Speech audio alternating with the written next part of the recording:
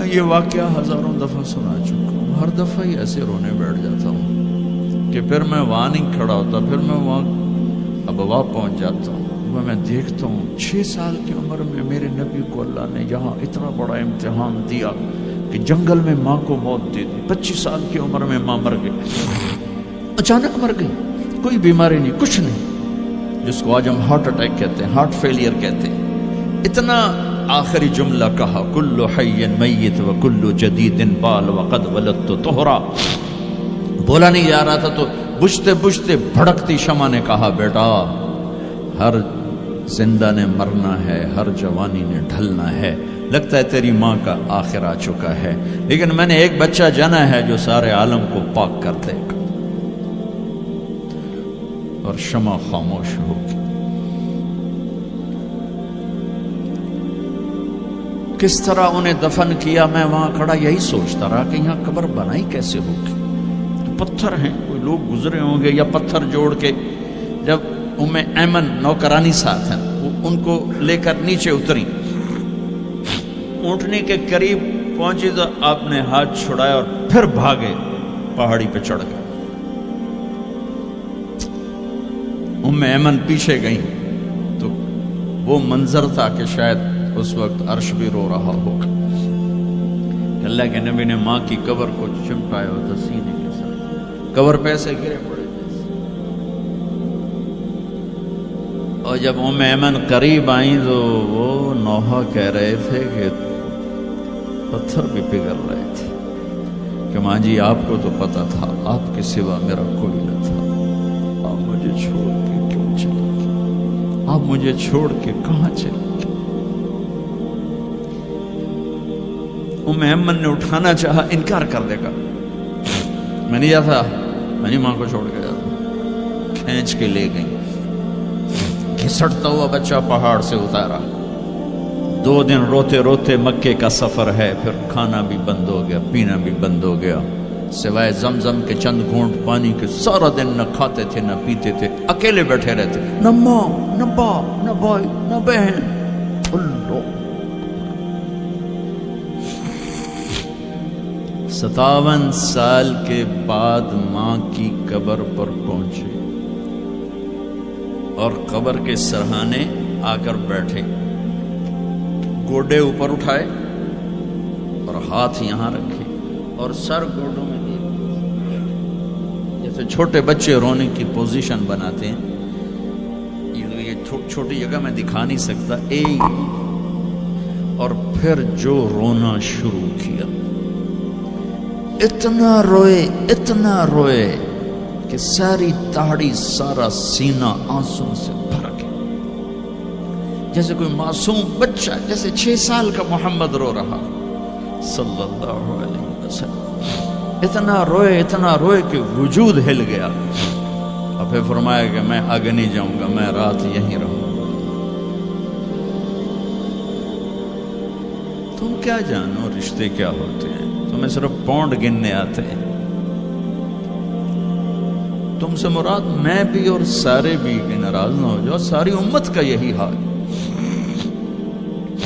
رات وہاں گزاری، ہائے کیا کہہ رہے ہیں، کاش میری ماں کبھی ہوتی، میں ایسی خدمت کرتا کہ بریڈ فورڈ والے بھی یاد کرتے ہیں، میں ایسی خدمت کرتا کہ میں عشاء کی نماز کے مصلی پر کھڑا ہوتا اور سورۃ فاتحہ پڑھ رہا ہوتا، اور پھر ادھر سے میری ماں کہتی محمد، تو میں نماز توڑ کے کہتا لبیک اماں جی، ماں جی حاضر ہوں، ماں جی حاضر۔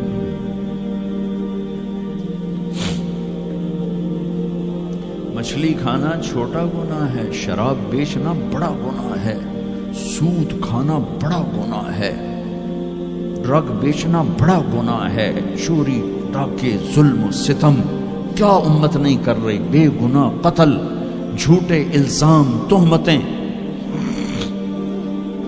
کیا حشر کر دیا جنید جمشید کا۔ یہ اسلام ہے۔ اتنے نیک انسان، 17 سال سے اللہ کا نام لینے والا، اس پہ گستاخ کی تہمتیں، یہ امت کیا منہ دکھائے گی اللہ اس کے رسول کو، کہ جس نے منافقوں کو سینے سے لگایا۔ عبداللہ بن ابی جیسوں کے جنازے پڑھ دیں. کہاں چلے گئے, کہاں ڈوب گئے؟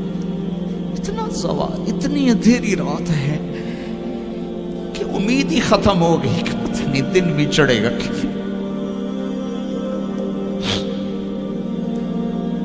دین کے نام لینے والے جب دین کو ذبح کرنے پہ آ جائیں, ممبر پہ بیٹھنے والے جب نفرتوں کی آگ بھڑکانے لائے, کس سے غلطی نہیں ہوتی. ایک پاک انبیاء کی ذات ہے جن کی زبان پہ اللہ بولتا. باقی طارق جمیل روزانہ مجھے 40 سال ہو گئے بیان کرتے ہوئے, میں خطا نہیں کروں گا تو اور کیا کروں گا.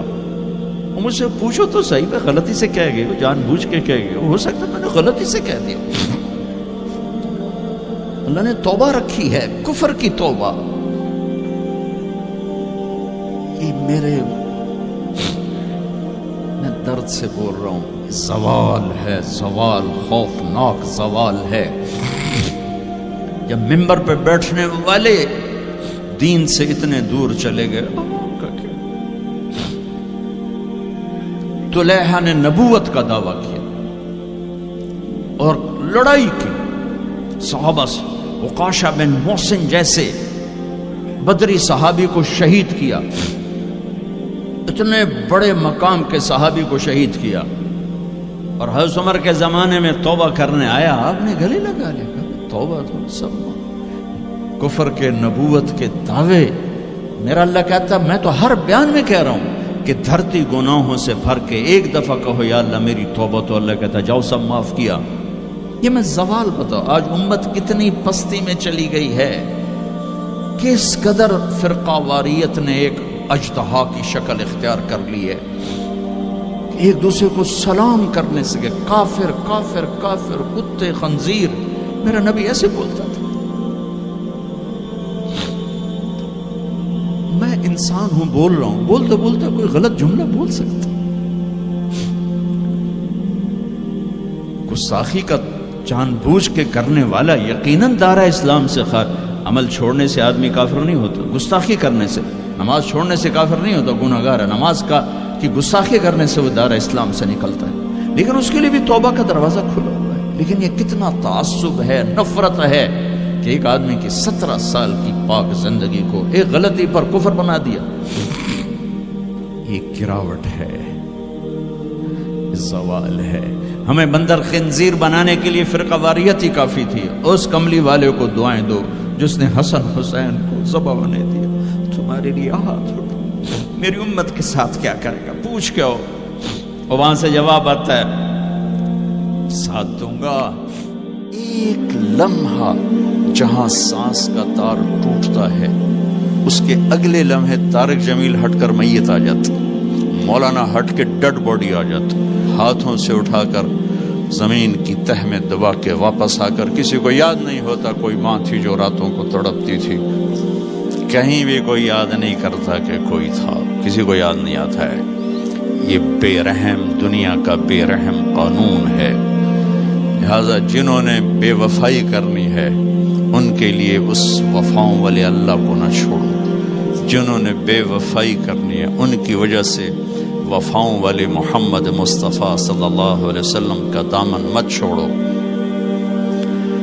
جس دن اللہ کے سامنے پیش ہونا ہے وہ میری آپ کی عزت اور ذلت کا فیصلہ ہے, کامیابی ناکامی کا فیصلہ ہے, بلندی اور پستی کا فیصلہ ہے, جنت اور جہنم کا فیصلہ ہے. یہاں چیزوں کو تولا جاتا ہے, لوگوں کو ڈالر میں تولا جاتا ہے, سونے چاندی میں تولا جاتا ہے, گاڑیوں گھر میں تولا جاتا ہے. وہاں اللہ عمل میں تولے گا, بول میں تولے گا, اخلاق میں تولے گا. یہاں چیزوں کا وزن ہے, وہ بے وزن ہو جائیں گی.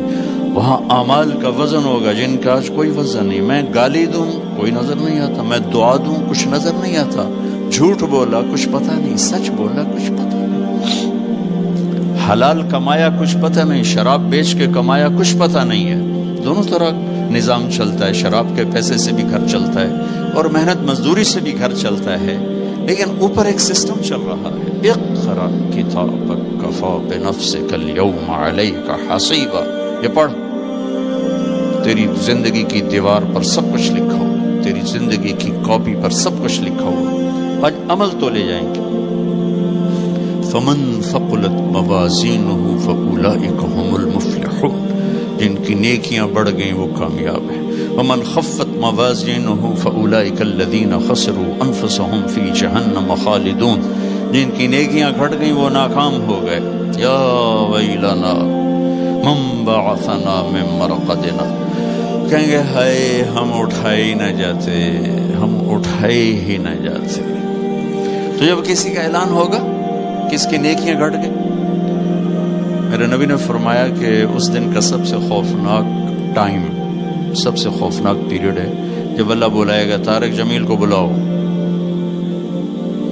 زینب کو بلاؤ، فاطمہ کو بلاؤ، سکینہ کو بلاؤ، اسلم کو بلاؤ، شاہد کو بلاؤ،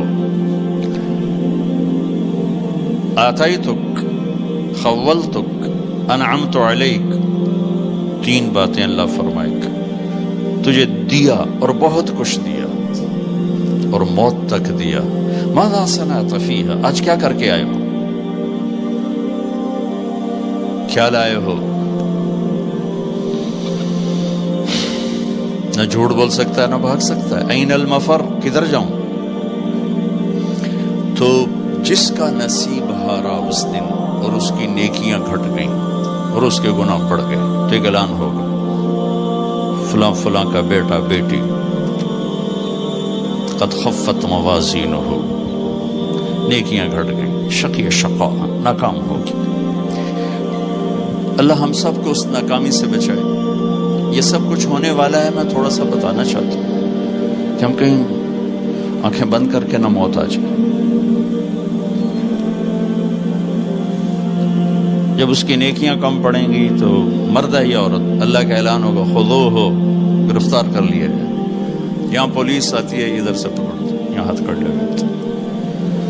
اللہ کی پولیس آئے گی، یہاں سے نہیں پکڑیں گے، مجھے دیکھیں، یہاں ہاتھ ڈالیں گے، یہاں ایک فرشتہ یہاں ہاتھ ڈالیں گے، یوں کرے گا، یوں، یہ سارا جبڑا نکل کے وہاں تک چلا جائے گا اور ایسے گرے گا کلابازیاں کھا تو پھر اٹھ کے کہے گا رحم کرو، رحم کرو۔ وہ کہیں گے رحمان نے رحم نہیں